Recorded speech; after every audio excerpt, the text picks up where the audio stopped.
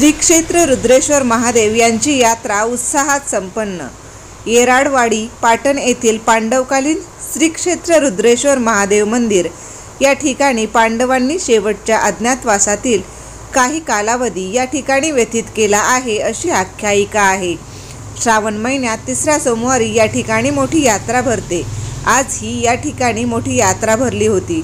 श्रावण महिना असल्यामुळे संपूर्ण पंचक्रोशीत तसेच जिल्ह्यातून या ठिकाणी भाविक दर्शनासाठी आले होते। सुमारे 129 वर्षापासून या ठिकाणी हा उत्सव साजरा केला जात आहे। सदरचे देवस्थान हे अत्यंत जागरूक असे आहे।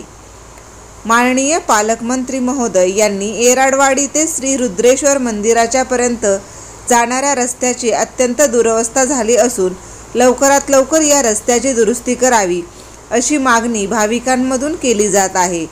या ठिकाणी भाविकांच्यासाठी खिरीचा महाप्रसाद केला जातो। हजारो भाविक भक्त या प्रसादाचा लाभ घेत असतात। सदरची यात्रा उत्साहात पार पाडण्यासाठी येराडवाडी ग्रामस्थ आणि गावातील तरुण मंडळी हा उत्सव यशस्वीरित्या पार पाडत आहेत। आपला सातारा साठी प्रतिनिधी रवींद्र वाकडेंसोबत मिलिंदा पवार।